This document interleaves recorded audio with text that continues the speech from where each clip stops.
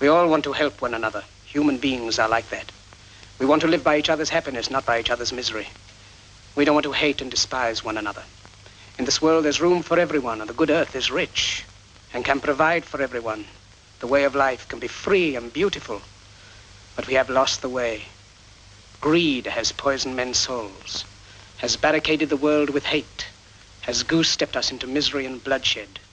We have developed speed, but we have shut ourselves in. Machinery that gives abundance has left us in want. Our knowledge has made us cynical, our cleverness hard and unkind. We think too much and feel too little.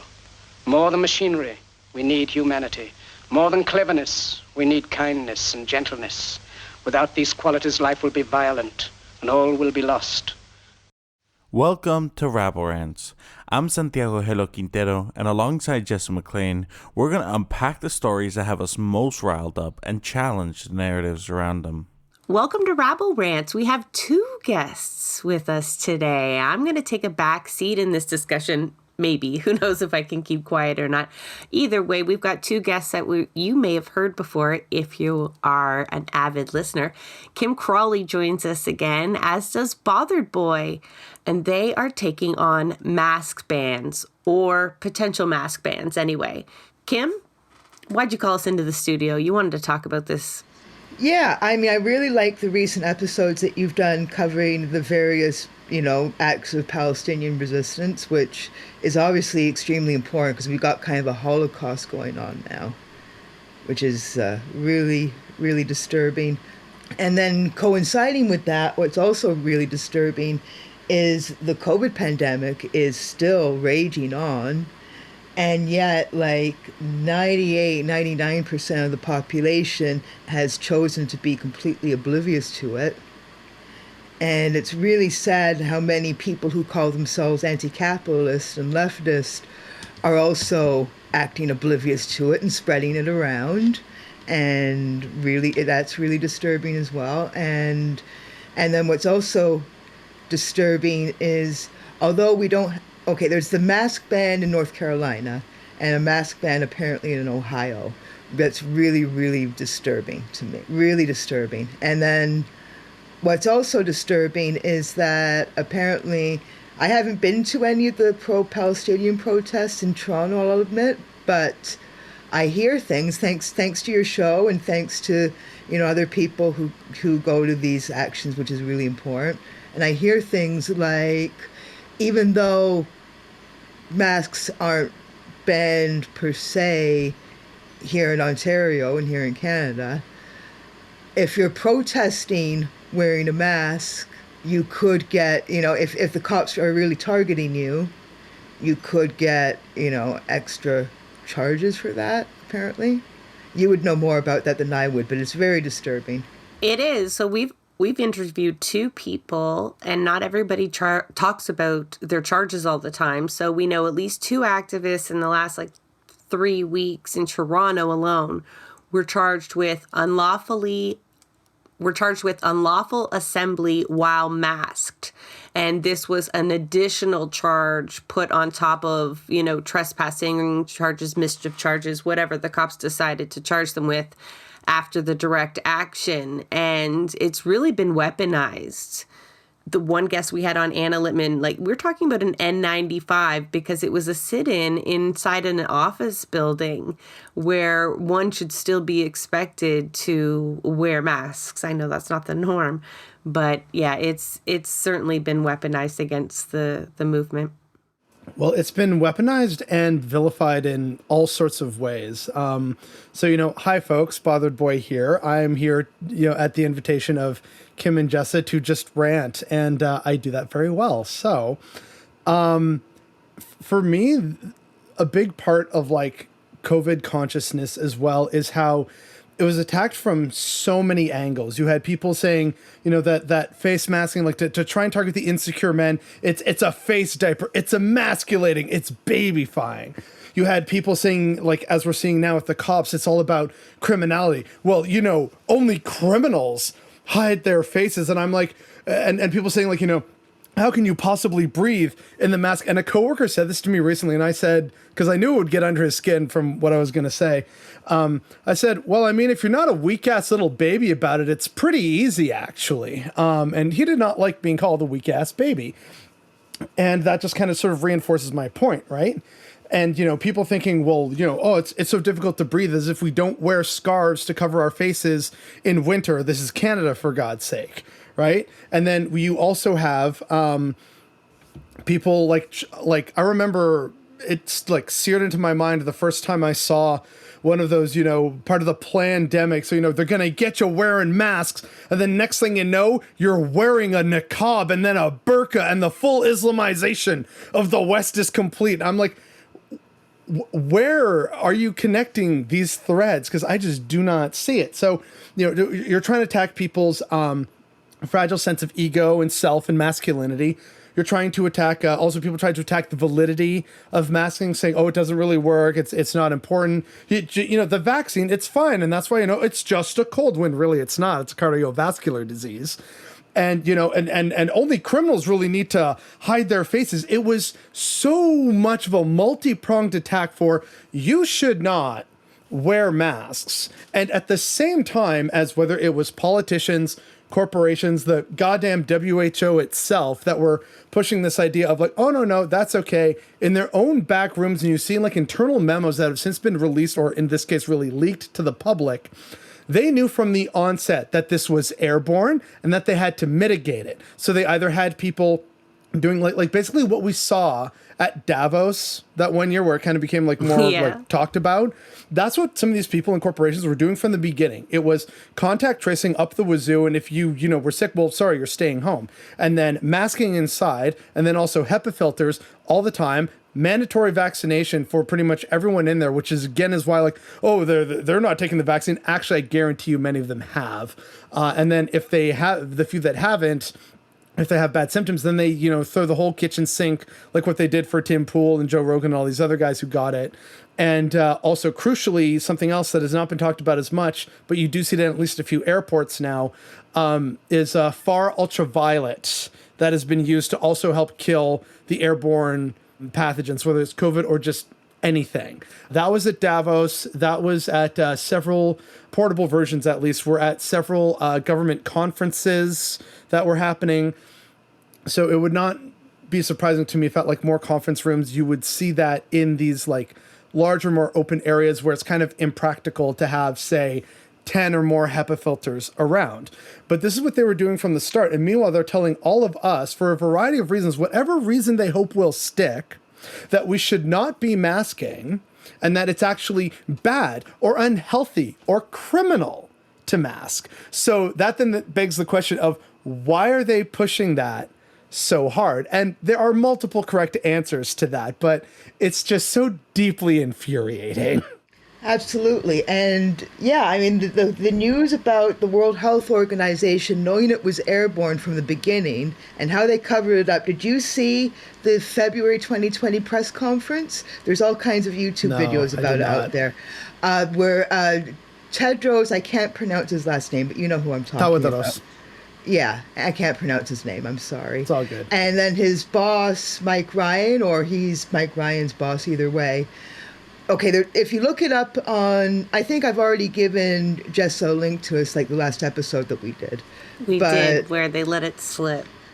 Yeah. Oopsie. So Tedros said, it's very contagious, it's airborne. And then Mike Ryan walks up to him and whispers in his ear something that you can't hear on microphone. And then a few moments later, he says, sorry, I didn't mean that. That was the military word. Droplets. Droplets is the term we're supposed to be using. Yeah. And then in late March 2020, the official WHO Twitter account tweets, this is a myth that COVID is airborne. Meanwhile, they were upgrading their facilities in Geneva and elsewhere with all sorts of HEPA and whatnot. And I mean, even knew it was airborne from SARS-1. Let's get back to the news that kind of brought us into the studio, that in North Carolina, the Republicans are pushing through legislation, and it's actually passed through the Senate now with a 30 to 15 vote. So it's a popular bill that they are going to ban the use of masks in public. And, like, there's almost no exceptions here. Like, they wouldn't allow cancer patient. Exception for the KKK. Do you mean the police or specifically the KKK? Well, yeah, but you see, when they wear the white I assume hoods they're and the all that, same. they're KKK. And then when they take that off and they put the police uniform on, then they're cops. So whether they're a cop or a Klansman depends on which costume they're wearing that day. I mean, I would be willing to bet good money that if there was a, you know, what are the, like, weird fascists in the States who go around, like, marching, they all wear the same uniform, like Patriot Front or something like that. I I've forget. got names for them, but I'm not sure they're official. Okay, well, in any case, there's, like, that group that I know, like, parades around and they wear masks to understandably hide their identity. I'd be willing to bet money that if and when they do a rally in North Carolina, they will not be charged for, you know, like, oh, they're wearing masks, and it's like, oh, it's going to be fine. I would also like listeners to keep in mind that North Carolina also has a significant black population, and that is the population that is going to be most directly affected by this legislation, both in terms of criminalizing black people, especially black youth. And also, we know for a fact that given all the data sets that we have, black, indigenous, just people of color across the board have poor health outcomes, in part due to poverty and, like, medical racism. So this is also going to further hurt those communities from not just like criminalization point of view and feeding them to, like, the prison industrial complex, but also from, like, very real and problematic and entirely preventable health outcomes for these communities. And I just want listeners to be aware of that and cognizant of that. Yeah, and then I would presume also, like, a white person wearing a respirator is a lot more likely to be left alone. If you are visibly marginalized, then you're a lot more likely to be targeted. Yeah. Especially because it's couched in this safety language, right? They're trying to say this isn't about health. We're not trying to punish sick people. We know that that's what's going to happen. We're going to make people sick and die, but that's really not the purpose. You know, it's because people are trying to hide their identity while protesting. Like they're saying the quiet part out loud as well. That part that they don't like the fact that they're not able to identify us at a glance with the software and all of the stuff that they have at their use, because the great thing about one of the great things about the Palestinian solidarity movement is the high use of masks, the understanding of, like, solidarity being a verb and that being a part of it. Like that has been clear from the get-go, and they don't like that. Right. You can't keep fighting for Palestinian liberation if you all knock yourselves out, you know, kill yourselves with a virus and then, like, kill yourself, you know, incapacitate yourselves with long COVID and whatnot. And then what I hear also is that in Gaza, like, I'm sure Gaza is a constant horrific hellhole. We've seen enough photos and video footage and whatnot. It's incredibly disturbing and nothing short of a Holocaust, really, what's going on there. But the ones that don't get killed by bombs or, you know, collapsed buildings or like an IDF guy actually sniping at them or whatever, the ones that don't are dying from COVID and other viral illnesses a lot of the time. And right now, famine as well. And famine, yes. But Jessa, what you were just saying reminded me of something else about, you know, mask bans and sort of the double-edged sword of dastardliness that it is, because it's a really easy thing for Republicans to do that satisfies their base, right? It's just like, mask ban, ha, that'll show them woke liberals. On two fronts. Right, on the anti-vaxxer, anti-mask front, and the, you know, what the fuck are these protesters doing? Well, yeah. So, like, there's that element of, like, it's a really simple, easy win with a very red base. But the real win is, as we're saying about, like, software and everything like that.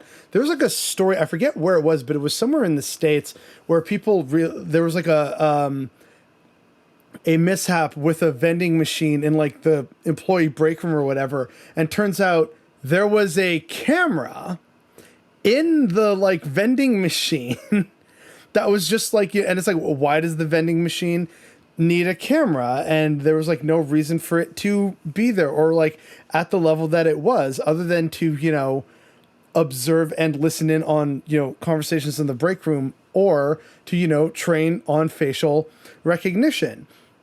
And then that reminded me that, like, you know, we know that this is part of it as well. Is like, you can't recognize faces with masks, and that's why more and more places are trying to criminalize it. But then I also remembered about how there was that trend a while ago where people realized that facial recognition software couldn't recognize Juggalo makeup. So a bunch of people were saying, oh, you know, this is how the revolution begins. Everyone's going to, you know, be whooping, drinking Fanta and, you know, like with the Juggalo makeup. And then handily, there was an app that came out that went semi-viral, whereas, hey, what would you look like with Juggalo makeup, like with this filter? And suddenly facial recognition can tell in spite of Juggalo makeup. With a mask, that is still much harder to do because you're functionally changing the shape of your face and you're hiding like anywhere from half to, you know, 2/3 of your facial data. And yeah, but you know what? I've seen something online recently, like data that shows that wearing sunglasses is harder for facial recognition software than not wearing sunglasses but wearing a mask, like a lower face, like oh, good. N95 I'm covered on all fronts. So they're not banning sunglasses. Wait for it. I'm sure they will. They will find a reason. That will be the next thing to be criminalized. It's like only criminals wear sunglasses when they don't need to. It's, you know, like yeah, we need to train our eyes for sunlight. You know, our beautiful eyes that God gave us, and the sun, which is also His creation. You don't need sunglasses or glasses at all, folks. Like I hate putting that energy out there, but I'm going to live to see that. Oh, God. I want to ask him, though, because she didn't develop on that. Why then? Right? If their motivator isn't all about being able to identify us, right? Because, like, they could easily focus on other things. I think it might get even darker than that. Like, I think maybe facial recognition is definitely a factor. Right? And not just the software, but maybe a respirator makes it harder for a cop firsthand to track us. But also, I think that some of these people really want us to be infected. They really want us to be infected. So that would be another factor. And then another factor is a lot of these people, and even liberals, and even some leftists, disturbingly enough, hate seeing us wear respirators because that reminds them of the pandemic. And so whereas, you know, you and I, we see a respirator and that's comforting. That's comforting that someone's wearing a respirator, to see them wearing a respirator, because we know that we're a lot less likely to get sick in their presence. Whereas if you're one of the masses, you see a respirator and you think, oh no, I was trying to get this pandemic that I've been trying to push out of my head. Now it's reminding me again. And then one thing that really, really bothered me starting last year was the assumption that if you're wearing a respirator, that means you're sick. Yeah. I mean, it could be. Yeah, it could be. And if you do feel under the weather and you do have to go out, I mean, please fucking wear a mask. Yeah, definitely if you have an infectious disease. That's self-centered people. Well, I guess you're protecting someone in the end, But the thing is, like, on average, the people, the 1% of us or less who consistently wear respirators in public are a lot less likely to be infected. And these people in the masses all the time, they go out and they're infected. They may or may not know it. There's nothing there. Like, the people spreading the disease are the people with naked faces. People are you know, the corporations and the government and all that, they've all kind of colluded to, like, demonize masking and, you know, all of this pretend the pandemic is over shit did not occur overnight. It took like a gradual process of propaganda and acclimatizing people to all this. That almost started right at the beginning. Yeah, It yeah. absolutely Even did. before, right? Yeah. Trump was like, there's no pandemic. There's no pandemic. Okay, there's a little pandemic. Okay. Like, And oh, I'm doing amazing at dealing with the pandemic. No one's dealt with the pandemic better than me or America. God bless America. Very good. Thank you. I've had years of practice. The other thing, sort of expand on that point about why they want us sick and infected. It's the same with why they got us working longer and longer, because if you have free time, you have time to think, stop, and enjoy, and then you want those things more often, and then you're not putting more money into the pockets of capitalists, and they don't want that. That's part of why we were rushing to get back to normal, and why that was the term used, is because we need to get back to you giving me all your days and your labor and risking your life to make me and about 800,000 other people in the world fantastically, supremely wealthy. And that's where a lot of this starts, right? Like, there is this assumption with, like, within certain circles, whether it's leftist circles or far right wing circles, that there's a grand conspiracy. And I'm just kind of very banal and a bit of a basic bitch about this. 98% of all problems in the world and conspiracies can be boiled down to the simple fact of existence that we are on a planet that is governed by sociopaths, rich sociopaths, that are having to interact and deal with other rich, greedy sociopaths. And that just kind of explains the bulk of everything. And whatever can't be explained by that is explained by things like misogyny and racism. That's pretty much my view of how the world works. Bo Burnham ain't got nothing on me. That being said, though, it is interesting how, like, the push towards avoiding any kind of responsibility, like for us, as we said, it's sort of more comforting or reassuring that seeing someone else is masking, they're taking it seriously, both for their health, the health of their family members, their community, their friends, everyone, right? And someone somewhere summed it up so beautifully in a comment that the reason why people like us get a lot of pushback for that is because a lot of other people like to think that they are good people, but under the current Western system are on some level fundamentally selfish. And so they think of themselves as a good person, and seeing a reminder that they're not being as good as they could be makes them feel bad, and they don't want to feel bad or guilty. And rather than sit and unpack that and sit with that, it's rather, some other reason for why are you still wearing that? It's over. So says the WHO or my family or me. And, I just really need to get back to life because I was getting too depressed. And no one wants to unpack all of that. It's just, I think I'm a good person. And, probably lots of other people have said you are a good person. And I think most humans are on some level neutral to good. Most humans. That being said, when it comes to a time like this, that's really kind of like, okay, time to put your morals and values to the test. A lot of people will fail because we are in this capitalist system that promotes, greed, individualism, the immediate reward, convenience. And when that is called into question and is removed, and we've been accustomed to it from day one, that makes it really challenging. And unfortunately, that's also why places predominantly in Asia, and especially the communist parts of Asia, had the best response to the pandemic.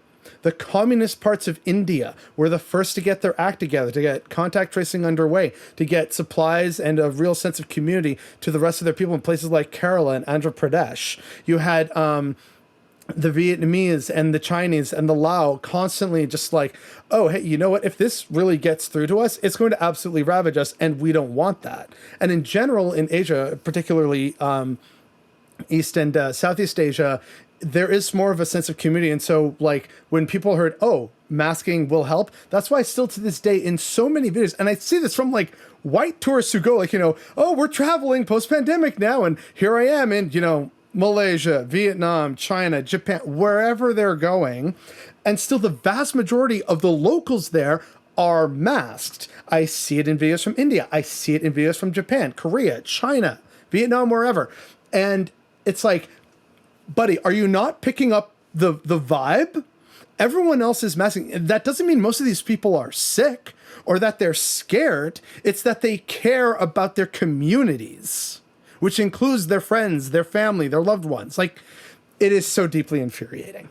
I even found that with umbrellas. You will find often, I lived in Scarborough, and people from Hong Kong would often carry umbrellas in sunshine. And most Canadians would look and mock, maybe not openly, but be like, oh, don't you know it's not raining?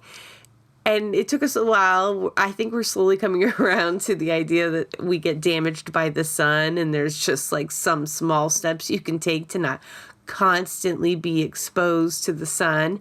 But it feels like we still haven't taken it as seriously as other folks, right? And it becomes something to almost, not admire them for, but rather think that they're being silly or overzealous, right? And it's that whole mentality that, oh, you're going to die anyway. Little small things can't make big changes, right? So that seems to be a cultural expanse that I don't know what it stems from, but both community and personal responsibility for your own health and doing kind of things that might be deemed convenient. Because I just carried an umbrella all day today. It ain't fun. My glasses, they fog up when I wear the mask. I pinch my nose more, but there's some sunglasses I wear, they're just awful. And it's an inconvenience. I don't like it, but I do it. So you need to have people that are willing to do that. Yeah, like you said, like the whole convenience culture is just, we want it as easy as possible, as fast as possible. And don't tell me I can't do something. That becomes...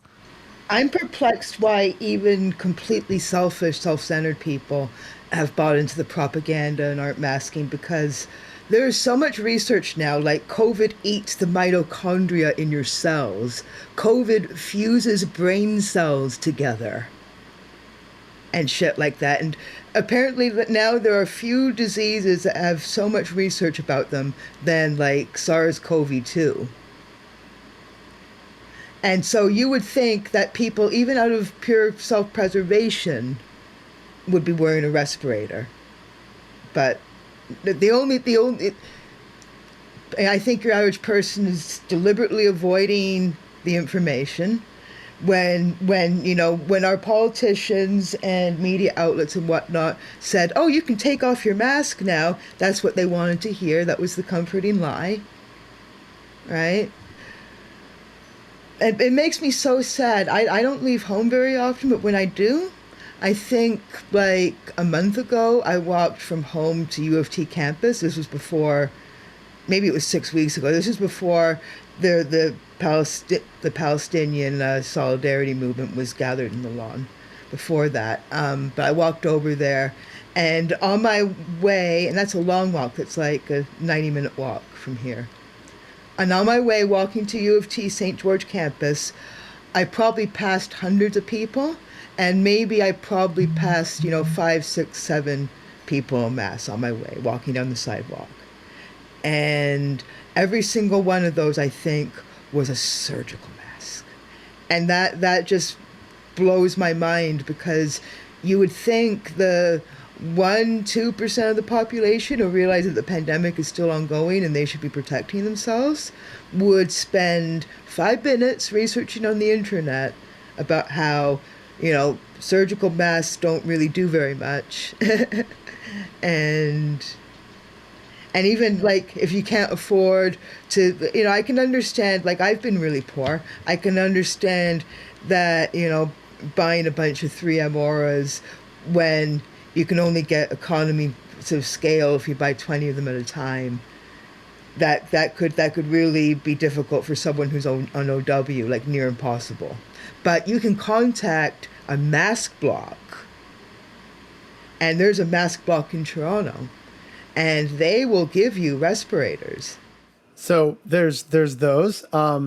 Also, again, reminder from possibly pre-recording, I have masks. So if anyone needs some, contact your friendly local neighborhood bothered boy. And they're I'll send them to you. N95s? But, or they're KN94s or KN99? I think they're a form of N95. I'm pretty sure. I will double check. But there's also, I get to shill a charity here in Canada, the Donate a Mask Project / EBSACAN charity. If you do not have funds, it is their like mission and goal to still get masks to you. In fact, they have a great little sampler pack, so you can try like a whole bunch of different kinds of masks and respirators to see which one works for you. And so some people find, oh, you know what, the Flow is great, and others say, oh, Flow's not really for me, but then like they really like another one. So it's great. Love them. Support your local people who are still taking this seriously. So once again, that is the Donate Mask Project and EBSACAN. Either one of these search terms should turn you up stuff on, like, I know they're on Twitter. I don't know if they're on like Blue Sky or Instagram or Facebook, but like, you know, just go online, your web browser, type those up. They have a website. Get there. Yeah. And yeah. So you know, there are thankfully people in organizations still doing this work. And these are things that our government should be doing, but they're not. And apparently the Ontario government or the Ontario healthcare system is sitting on a massive stockpile of N95s. Well, because we can't go back. We can't go back to that. No, people won't have it. So we're done with masking forever and always. No, could you imagine Doug Ford's base if he started handing out masks at this point? So let's talk about that, the possibility of Canadian governments following suit, conservative governments, right? Because North Carolina is about to do it. It's going to go through. I can only imagine Florida was like, well, that sounds like a great idea. And then a few other southern states are likely working on this, I am sure. And law enforcement, they're salivating. But can we see Canadian governments doing this, especially if it doesn't get a lot of blowback? It seems popular to their base. I would put money on the Blaine Higgs government of New Brunswick doing it. That'd be my bet for like who's going to be the first, either them or, you know, the stock standard usual favorite, the UCP in Alberta. It's one of those two. And like, it's really unfortunate because it sort of goes back to that earlier point about, you know, it's an easy win with the base to distract from problems, right? So, you know, there's Danielle Smith in Alberta and Blaine Higgs just being like, all right, you know what? I've absolutely botched healthcare and I've completely botched the economy and its, you know, proper recovery. And, oh, look at that. The things that I said that I was going to do, you know, take care of the economy, that's not doing so hot. So I need distractions. What can I do that's going to be a hit with my base, that's not going to, you know, impact my major donors? So, I know. Let's target the minorities. So, you know, hit them with some indigenous racism. Hit them with some anti-LGBTQ legislation. Hit them with, you know, something unnecessarily divisive, trying to drive a wedge between you and another province or you and the federal government. Like, that is the standard playbook for Higgs and Smith in this country. And we all have to, unfortunately, deal with it because they have majority government, so we're stuck with them for a few more years. But those would definitely be my bets for who would try and do this first, to really try and like distract from the other awfulness that is happening and plaguing their respective provinces. Yeah, I could see Doug Ford also trying this because he is relished in the criminalization and demonization of pro-Palestinian movements. And since they're able to frame this as a law and order kind of safety, because they're not saying it's a health thing at all. Like, we're talking about it from a health perspective, but they're talking about it from a protect you from these scary protesters. And if that can score them some political points at this time, as well as serve as a blow to the movement, because Anna Littman was on and she made a great point. And reading one of the quotes here from the article on the North Carolina case, where one of their Democratic senators says, you're making careful people into criminals. And by targeting organizers with extra charges relating to masks, you're sending a message to everyone they work with, right? And so that's going to start to weigh on people when they go into spaces, especially folks who like, well, we all should be wearing a mask, but some people absolutely have to, like it's just not a choice. They are not going to participate if the folks around them aren't masked, if they can't wear a mask without worrying about getting charged by police. And so it'll have the effect of isolating people again, right? Like so much work has been done, I think, by especially the disabled community to remind organizers to be conscious, COVID conscious in their planning, and just seeing the movement the way that it is and the focus on masking now, it's just, I'd hate to see that work go backwards and for folks to have to then go back to home, although there's ways you can participate in the movement from home, but it's just, it could be incredibly isolating, and you don't want anyone having second thoughts going out into these actions right now. Like, we need to encourage as many people to participate as possible. So that's really chilling when folks hear that news. Like, we try to even decide, do we talk about this? Like, will this scare people out of doing actions or wearing a mask now? Should a law be passed? Like, what do those folks do? It just opens up the amount of times too people will call the cops on other people. Like, it's one thing to like snicker at someone wearing a mask or say something rude behind them in line, like, oh, I thought COVID was over or whatever. The harassment people get. I'm sure we've all experienced it, right? That would just explode, right? And not only that, they'd feel these Karens, that we love to call them, would feel no ways about calling the cops about seeing anybody with a mask. And we know what happens when the police respond to masked individuals. So they're going to roll up on a disabled person in a wheelchair or in crutches and just like wearing a mask, like, you're looking very criminal, and I'm going to lose my shit when that inevitably happens. On that note, like, another thing that I wish more people internalized is listen to disability advocates and disabled people, because how they are impacted is the ultimate end goal. The forced poverty, the lack of health and support and services, and the disdain for their existence.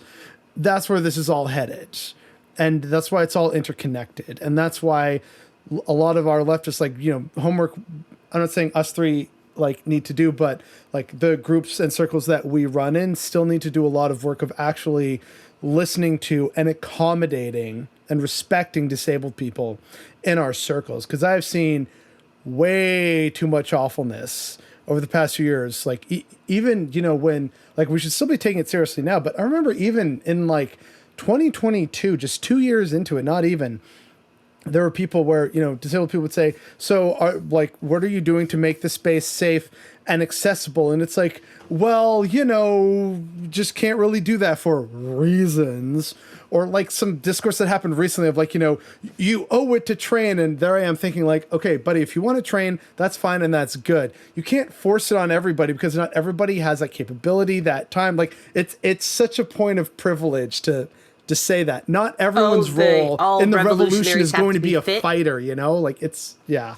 Like, you mean when you say train, you mean like work out? Like, yeah. Yeah. I saw that go around, that discussion. Yeah, that's it's so just ableist. How people can't realize ableist, fatphobic. It's just like, oh my God. People who say that haven't organized with the disabled community.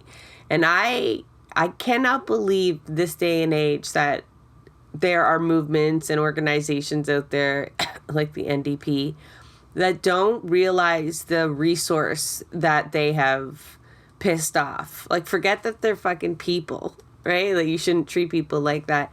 But it's an incredible resource of talent and drive and commitment, honestly, like that. And any politician or any movement that leaves them out of the equation is doing themselves a huge disservice. Huge. Because all these things are interconnected. It was a really hard lesson to learn, and a much harder lesson for you to learn because you were so much more involved for so much longer.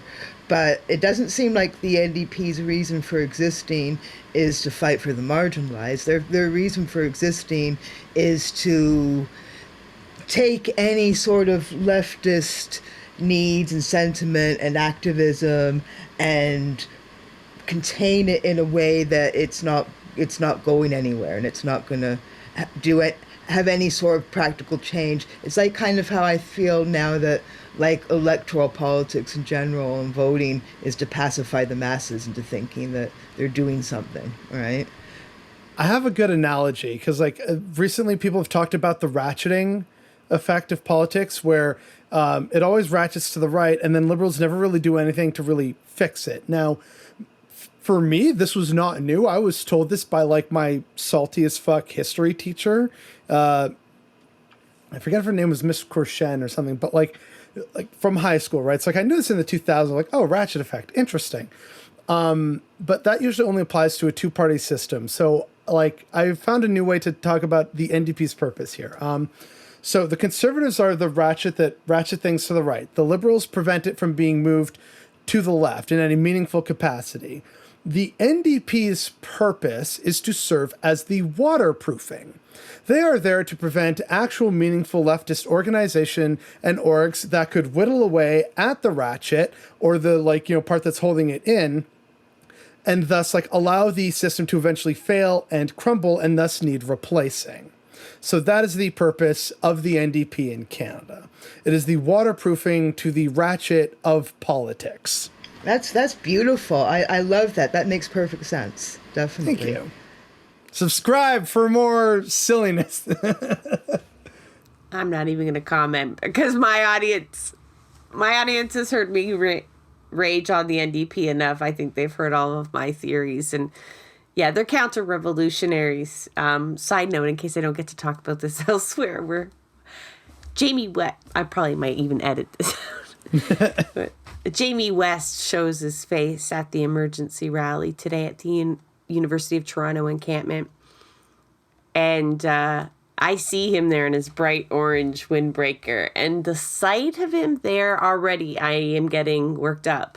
And Santiago's trying to pretend to be he's being like real media. He's got his press pass. He's in with the media people. And I'm kind of holding an umbrella over him. And I'm the protester. He's the media, right? We can't mix. But we are. Anyway, I said to him, I don't know what I'm going to do if he takes the stage, Santiago. I mean, I'll move away from you so I don't, damage your press creds. But I don't think I'm going to be able to contain myself. And he just kind of gave me this nervous chuckle. You're so funny, honey. You're so funny. Sure enough, he took the fucking mic. He thought it would be appropriate to take the fucking mic. I mean, they gave it to him. He didn't take it. I make it sound bad, but he got up there and he talked about how he knew how solidarity was a verb. He knew how important it was to stand beside people even if it was tough. And I fucking heckled the shit out of him. I could not help myself. I was Barry Weiss all of a sudden. And I didn't handle it well. But then everyone started chanting, reinstate Sarah Jama, reinstate Sarah Jama. I was gonna say, because I said, where were you when Sarah Jama needed you to stand beside her? How can you stand at the mic? Why couldn't you and stand beside her in the legislature? I was just so, he was there to orange stamp this as though the NDP had been with them from the beginning, and it was such a load of shit. He couldn't even say that, though, at the end of his speech. You know what he said? He didn't say, the NDP is with you. And of course, he focused on the fact that they were trying to fire people and not the fact that Palestine should be free. But anyway, he says, labor stands with you, because he's the labor critic. He couldn't even accurately say, obviously, that, and I'm here to say that the Ontario NDP stands with these students and their right to protest or anything watered down like that shit. He didn't, because he couldn't. But anyway, don't let people like that take the mic at your spaces, please. Well, yeah, because they're just running over the details of how is this going to play in our favorability ratings? Because that's what this is all about now, and about power and potential influence and like how do we win an election? And meanwhile, it's like so many activists that I know who are passionate either for the federal NDP candidates or for like provincial Ontario NDP candidates. Like, yeah, let's do this. You wanted me. I'm here. I'm hyped. I'm ready to go. And they're like, yeah. So actually, no. We need you to tone it down to basically 3%, not this 110% you're giving us. And we like, that's nice, but like, really, come on, get on the neoliberalism bus. Like, just pretend you're better than everyone else. You're basically just being an orange liberal. Just be an orange liberal. That's what we're looking for now. And like, again, this goes back to like, hey, it's stuff that's going to affect the disabled and women of color. Look what happened to Sarah Jama. We had a disabled woman of color be like incredibly attacked to the point of receiving death threats, being kicked out of caucus, and being censured by the legislature for her incredibly offensive statement of pain, suffering, murder bad, and there should be peace and like solidarity to all those who have lost lives was the initial statement, more or less, right? And people were like, how can you say that, Sarah Jama? And I'm just here like, nothing she said was wrong or out of pocket. So why are we doing this? And it's like, wait, no, right. Black, disabled, Muslim woman, there it fucking is. That's why. I want to reel it back in so that we can close it out a little. Sorry, I get heated about stuff like this. I'm just as guilty. I think I started it with my Jamie West story. So, but back to the mask ban and the, talking about the weakness of the NDP and the fact that like Jill Andrews has been the only MPP that's regularly masked. Like, she's probably been the only politician in Canada that I have seen like regularly masked. So I fear for any kind of challenge that would go up against a potential mask ban in Canada. Who is going to sit there and really fight for that and how would they when they've not really been wearing them or advocating for them from the beginning, right? That there's not a mask party in Canada. And I don't mean like their own party, but you couldn't point to the Liberals or the NDP as champions of COVID consciousness at all. So if the Conservatives introduce something like that, I imagine it would just sail right through without much of a whiff, because I think they don't think it's popular and they've got no ground to stand on. So, I echo Kim's concern that when we see things in these southern states, we like to dismiss them as crazy American trends and, oh my God, look what they're doing down there. But sure enough, it finds its way up here. They find validity in that. And that's something, the pushback will have to come from the different sources, not our politicians. I'm going to put in the public record that I am not going to allow myself to be forcefully infected. So I'm not going to allow myself to go out in public and then a Toronto cop rips my mask off my face. I'm not going to allow that situation to happen. And you can use your imagination and put two and two together as to how I would apply that. But I am not going to let that happen either way. We might, best case scenario, if there is a mask ban, the cops just can't enforce it, or they enforce it very infrequently, or just enforce it in people who go to selectively. Protest. It'll be selective. Yeah. You bother them. You look at the cop wrong. You organize in a mask. You push up against power in a mask, and all of a sudden it'll be a problem. But yeah. Sorry, I was laughing because every time someone talks about cops, I have the oink, oink, piggy, we're going to make your lives shitty. And that's good. I need to work it into an episode, and I just did. So thank you for that. But I know that this podcast is public, so I'm going to be very careful about what I say. But the truth is that the cops are harming each other by spreading COVID amongst themselves, just like, other populations are. I predict that, they can buy all this military technology. The law enforcement in the United States, especially, a lot of law enforcement agencies in the States have a lot of military equipment, especially like the NYPD and the LAPD. And the Toronto police and whatnot, to the best of my knowledge, don't have a lot of military equipment yet. But chances are, with, very late stage capitalism descending to fascism and all that, it's coming, right? But they can have all that technology. They can have like fucking tanks, like some law enforcement agencies do in the United States and whatnot. And like Boston Dynamics, robot dogs with like the guns on them and shit. That shit is coming, right?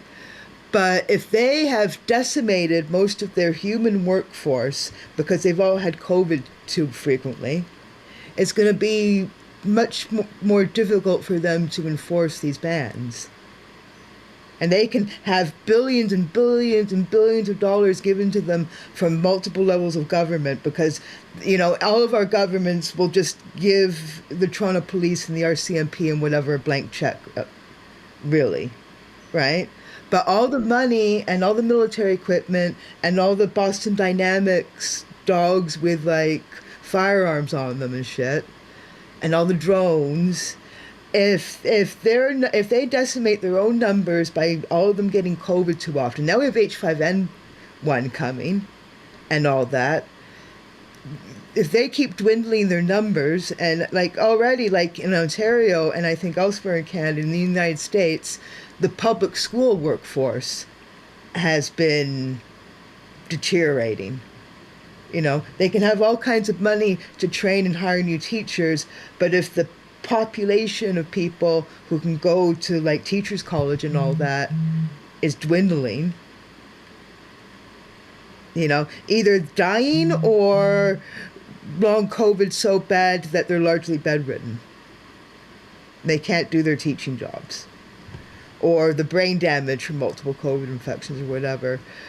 So yeah, because the cops aren't protecting themselves from COVID. So if they didn't have families, I wouldn't give a shit, but it's the collective damage maybe one day we can possibly measure the lost potential from massive amounts of COVID infections in people, right? Like brain capacity, beyond the fact that we've lost people and will lose people. And the cost of the healthcare for treating long COVID down the road. There's so many things that just don't make any of these mask bans make sense unless you look at it from that dark perspective that we started with from the beginning, both from a law perspective and a eugenics perspective. And that's a reason to rant. Thank you both for coming on the show and unpacking that with us. I'm sure we'll have you back. It's been great. Thank you so much. Looking forward to it. That is a wrap on another episode of Blueprints of Disruption. Thank you for joining us. Also, a very big thank you to the producer of our show, Santiago Helu Quintero. Blueprints of Disruption is an independent production operated cooperatively. You can follow us on Twitter at BP of Disruption. If you'd like to help us continue disrupting the status quo, please share our content, and if you have the means, consider becoming a patron. Not only does our support come from the progressive community, so does our content. So reach out to us and let us know what or who we should be amplifying. So until next time, keep disrupting.